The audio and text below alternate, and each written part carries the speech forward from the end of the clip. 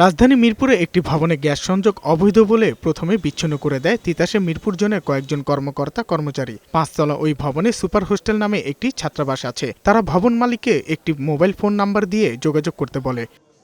গেল ২৯শে সেপ্টেম্বর হোস্টেলে সিসিটিভি ফুটেজে দেখা যায় তিতাসে ৫ জনের একটি দল হোস্টেলে গ্যাস লাইনের রাইজার খুলে নিয়ে যায়। সেই নাম্বারে যোগাযোগ করলে টাকা দাবি ও মিরপুর ৬ নম্বরে দেখা করতে বলেন তিতাসে কর্মীরা। বলেন না আমি হেরা সাইডে দেখি, তো আমি আপনার বলি দিনের নিচে মনে হয় নামবে না। ৩ লাখ? হ্যাঁ, এটা তো অনেক ভাই।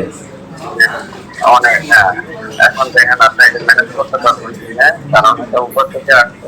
ঘটনা জানতে পেরে হোস্টেলের শিক্ষার্থীরা ঘটনাস্থলের আশেপাশে অবস্থান নেয়। পরে তিতাসের লোকজন টাকার ব্যাগ নেওয়ার সময় ছাত্ররা তাদের ধরে মিরপুর ৬ নম্বরে আর্মি ক্যাম্পে নিয়ে যায়। সেনাবাহিনী আটক ৫ জনকে পল্লবী থানায় হস্তান্তর করে।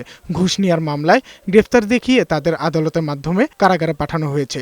অভিযুক্তরা হলেন তিতাসের সহকারী ব্যবস্থাপক হাবিবুর রহমান, সহকারী কর্মকর্তা জহুরুল ইসলাম, শফিকুল ইসলাম, গাড়ি চালক বারেক শরীফ ও অফিস সহকারী BM শাহ আলম। কোনো মাধ্যমে পড়ে না যে তারা যে হঠাৎ করে ঢুকছে, তারা তো আসলে ডাকাইতের মধ্যে ঢুকছে, ওরা ডাকাইতে প্রমাণ দিয়েছে। ওটা হুট করে একদিন আসলেন, এসে আপনি গ্যাসের লাইন কেটে দিলেন এবং কেটে দেওয়ার পরে আপনি ৩ লাখ টাকা চাচ্ছেন। চারপাশে ছড়িয়ে ছিটিয়ে ছিলাম। পরে যখন টাকার ব্যাগ এক্সচেঞ্জ করার সময় আমরা হাতে নাতে তাদেরকে ধরি। সুপার হোস্টেলে কাগজপত্রে দেখা যায় তাদের গ্যাস সংযোগের বিপরীতে নিয়মিত বিল দিয়ে যাচ্ছে। কোনো অভিযোগ ছাড়াই গ্যাসের সংযোগ বিচ্ছিন্ন করে এবং ৩ লাখ টাকা দিলে আবার লাইন চালু করে দেবে বলে জানান হোস্টেলের ব্রাঞ্চ ইনচার্জ ও ম্যানেজার।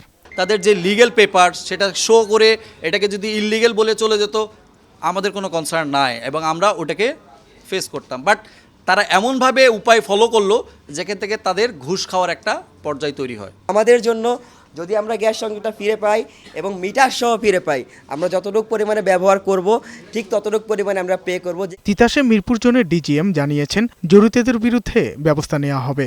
দুষ্ট লোক আছে, আর সেই দুষ্ট লোকের তথ্যগুলি যদি না দেয় কোম্পানি কীভাবে ব্যবস্থা নেবে? আপনার যে কোশ্চেনটা, যে ব্যবস্থা নেয় কিনা, অবশ্যই ব্যবস্থা নেয়, কিন্তু আপনি তথ্য না দিলে আমি কীভাবে ব্যবস্থা নেব? পল্লবী থানার অফিসার্স ইনচার্জ বলেন, আসামিদের বিরুদ্ধে আইনানুগ ব্যবস্থা নেওয়া হচ্ছে। ঘুষ গ্রহণ বা ঘুষ চাওয়া বা ঘুষ নিয়েছে এরকম যে অভিযোগটা করছেন, এটা দুদকের তফসিলভুক্ত হওয়ার কারণে আমরা এটা মামলা নিই নাই। এই জন্য আসামিদেরকে ৫ জন আসামি আমরা 54 চালান করছি। মানে আমাদের যে প্রসেস ছিল আমরা সবকে দুদককে অবহিত করছি।